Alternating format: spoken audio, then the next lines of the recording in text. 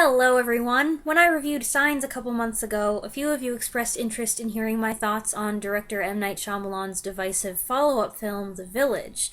So here you go. In The Village, which one might describe as a dramatic horror thriller costume drama, the inhabitants of a cloistered farming community have an uneasy truce with the frightening creatures that live in the forbidden woods. Their peaceful status quo is threatened when these creatures, referred to as those we don't speak of, start breaching the borders and tragedy occurs. This film came out in 2004. I remember it well because it was a big deal. M. Night Shyamalan had enjoyed success on a viral level with The Sixth Sense in 1999, thanks to the "I see dead people" quote, which was everywhere, and his 2002 alien invasion movie Signs also enjoyed mainstream popularity. He was becoming a name, a filmmaker who could bring people to the theater just with the tagline, "A new film from M. Night Shyamalan." These successes also led people to associate the writer, producer, director with the horror genre. Something scary is what they learned to expect, so when it came to Shyamalan's next big feature, advertisers were bound to market it as another horror movie. I remember how scary the trailer made it look, and like other people who were fans of Signs, I was excited about The Village. It looked promising and unusual, and Joaquin Phoenix was back, so expectations were high. Then the movie came out, and it did not live up to those expectations for the majority of theatergoers, I would say. It did solidify the plot twist as a Shyamalan trademark, but not exactly in a good way, since its twist was what garnered the harshest criticism. Now, I've got to tell you that I don't love this movie, but I do like it. I've seen it several times, and while it took me longer to get into it this time, and I don't think I enjoyed it as much as I have, I do have a forgiving and overall friendly attitude toward it. So if you clicked on this video hoping for a rant, I'm afraid you might be disappointed. But I absolutely agree that watching The Village is a mixed bag experience. There are things about it that are good, there are things about it that are...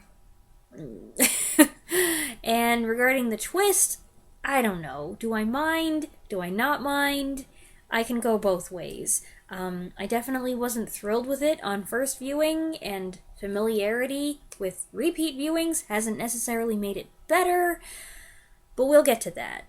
In my opinion, The Village features Shyamalan's most impressive cast list, Academy Award winners and nominees working alongside before they were big up-and-comers.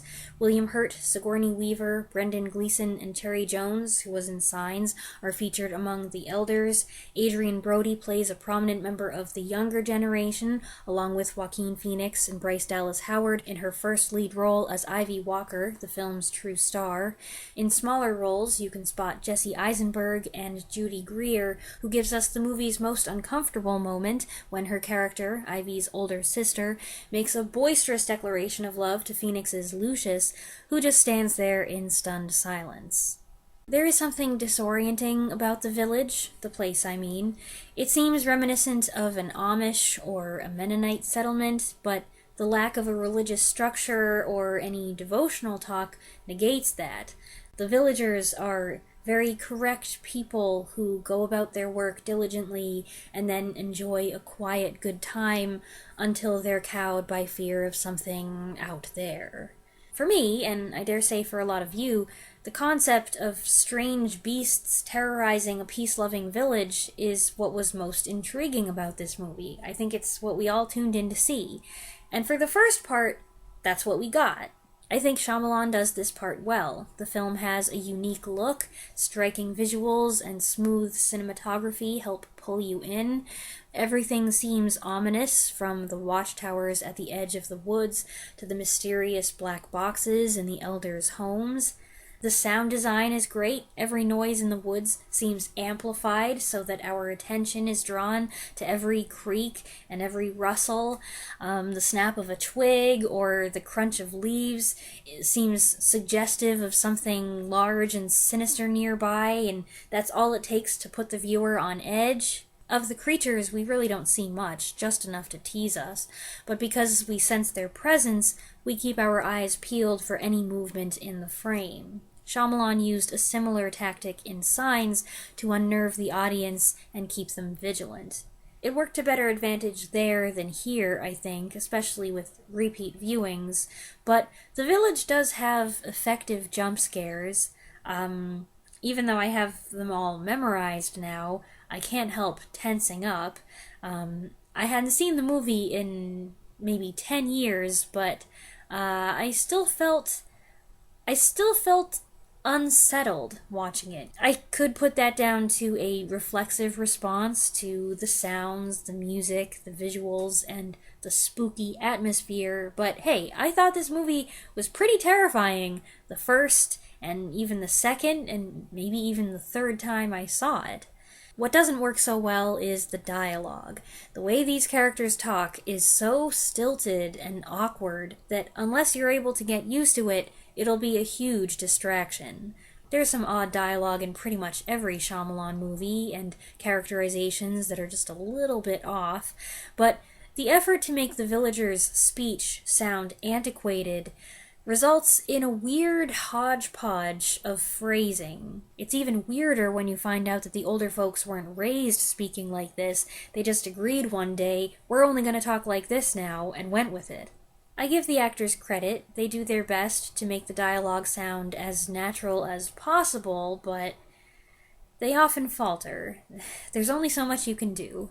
I do find it becomes less noticeable as the movie goes on, but is that because the style of speech stops sounding so strange, or is it because there's just not as much dialogue in the second half?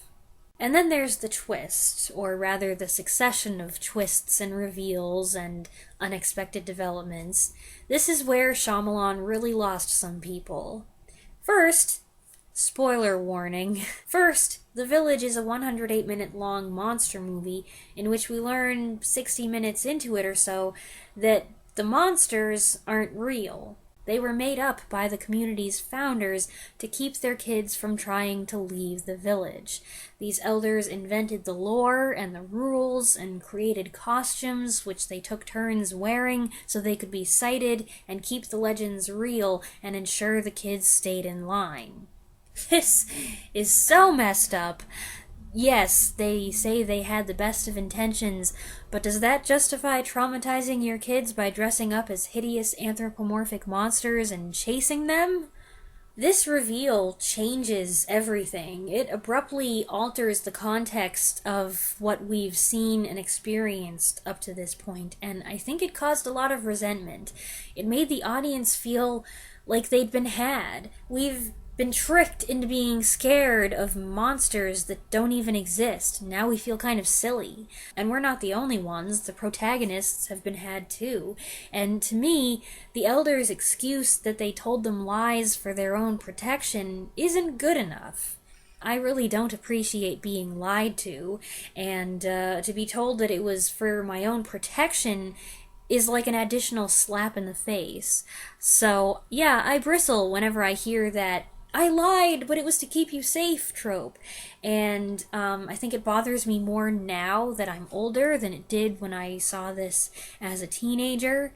So that reveal leaves a sour taste in my mouth. But also, from a technical point of view, it seems kind of dumb in a horror movie to tell your audience and your protagonist halfway through that the scary thing is just an elaborate fraud. Call it what you will, taking the wind out of the movie's sails, shooting yourself in the foot, it seems like a terrible idea, because the tension just evaporates. Granted, I think Shyamalan was well aware of this pitfall, and that's why he doesn't let much time go by before he socks you with another twist, introducing the missing costume that leads to the climactic encounter in the woods. Maybe I'm a sucker, because I fell for it and went right back to being scared, but for audience members who had already checked out by this point, I doubt it saved the situation.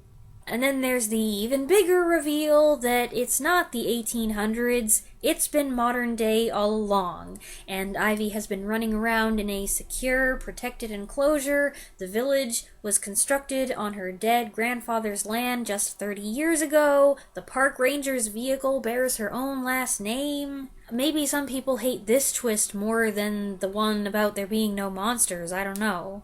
A little side note here, The Village does have a few elements in common with the 1995 children's or young adult novel Running Out of Time, the first book published by Margaret Peterson Haddix. Her publishers, as Simon & Schuster, came out and spoke about this, but Haddix herself did not pursue a plagiarism lawsuit. I read the book a couple years ago, and the similarities are there, yes, but there are also many differences. More to the point, to accuse someone of plagiarism or to win a legal suit, you have to prove that the accused had prior familiarity with the work in order to steal from it. It is possible that Shyamalan had knowledge of this debut children's novel, but considering he was a grown man busy in Hollywood trying to get his movies made, I tend to doubt it. And since Haddix herself didn't seem to think the similarities significant enough to pursue the issue, I'm not going to harp on it either. Anyway, Shyamalan wrote all these dynamic shifts into the script to keep surprising the audience, to keep the viewers on their toes. But I think it backfired because many viewers reacted negatively to all this new information. The conclusion I draw from all this, from what happened with The Village and then what happened with Shyamalan's career following this, is that maybe being known for plot twists isn't such a good thing after all. People then assume that every single thing you write will have a twist or multiple twists, and they look for that, and they try to predict what those twists will be before the thing comes out, and if they're wrong, then, well, your twist was stupid, I liked mine better, and if they're right, then your movie was predictable, and then the fact that you're the twist guy becomes a big joke, and that's pretty much what happened with Shyamalan after this. For the next decade, he put out movies that did make money, but very few people actually liked or respected them until his unexpected comeback with The Visit in 2015. The other consequence of stacking mind-bending twists is that they can make your movie confusing or mentally tiring or laughable, and then instead of doing something clever or creative, you've just undermined the serious story you were trying to tell. And I do think Shyamalan wanted to tell a serious story here. I didn't fully realize it when I watched the movie before, but it occurs to me now that the disturbing psychological tale was probably intended to be the focus all along, and the scary monsters were more like an obligatory bridge, or a red herring, or a means to an end. Based on what happens in the second half, I don't think The Village was meant to be viewed just as a horror movie, because at its core, The Village is a tragedy. It's a sad story, really. The so-called elders are all wounded souls who lost loved ones in brutal acts of violence. One of them got the idea to flee the world that had hurt them so deeply and form their own separate, safe community. They had the best intentions, believing they could keep senseless cruelty and evil out. But, of course, they make the devastating discovery that they were wrong. I think there were two messages that Shyamalan wanted to convey. One has to do with the evil within, the other is that you can't escape heartache no matter what you do. But there is always a reason to hope. By focusing first on Lucius, who sees his community's need for medicine and requests to be allowed to go into town to get it, and then on Ivy, who goes in his place when he's gravely injured, Shyamalan shows a stark contrast between the generations. Lucius and Ivy are brave, optimistic people, determined to face what everyone else is too afraid of, and motivated not by selfishness, but by pure love. Compare their courage and their willingness to go with the way the elders respond when tragedy strikes. I give the younger folks a pass for not volunteering because they've been led to believe by the elders that if they set foot beyond the border, they'll be killed or eaten by monsters.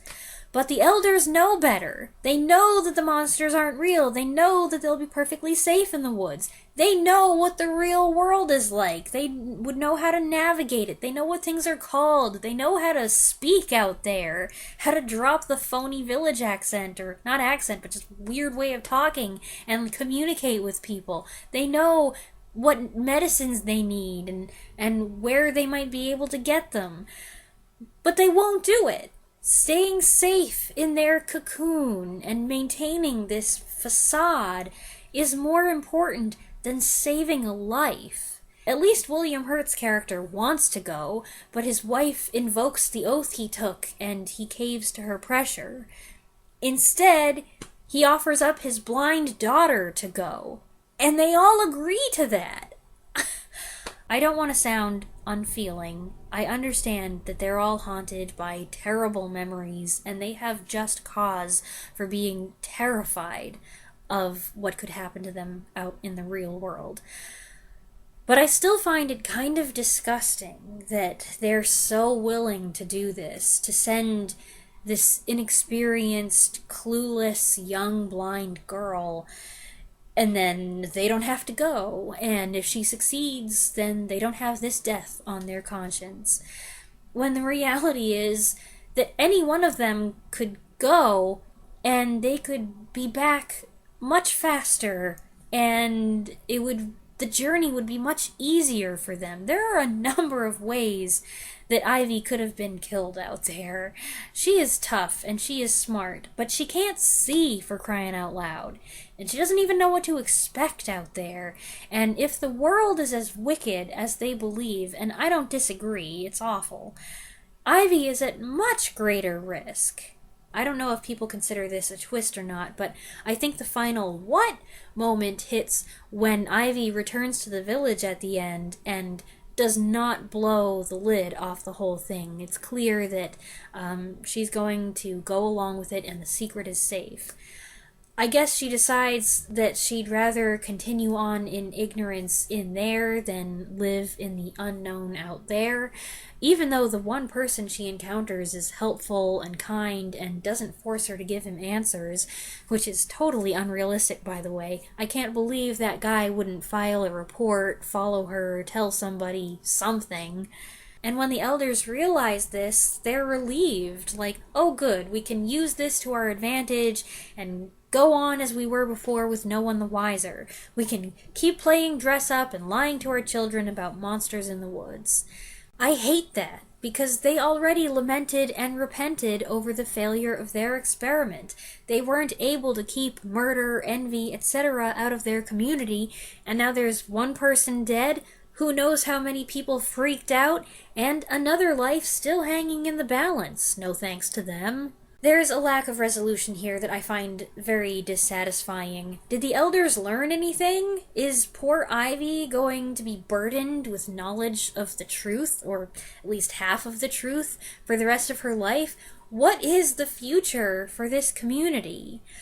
In my opinion, we could have used an epilogue set sometime later showing Lucius recovered. At least then we would know that her journey wasn't for naught, because as it is, we don't know if the medicines she got were the right ones, if they do him any good, or if he was too far gone.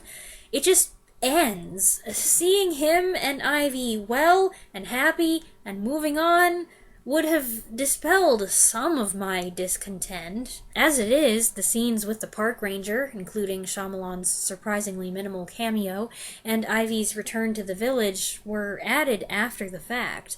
Originally, the movie was going to end with her climbing the wall and getting help from a passing truck driver, but when the script for the hotly anticipated new Shyamalan movie was leaked, he had to call actors back to shoot some additional scenes. And maybe that explains why the last part of the movie feels a little disjointed and anticlimactic. I just wish that while they were at it, they'd filmed one more scene, one more cheerful scene, to give me a little bit of satisfaction. At this point, you're probably thinking to yourself, I thought she said she liked this movie. And I do. It's just that the decisions the elders make really bug me, and they bug me more the more I dwell on it.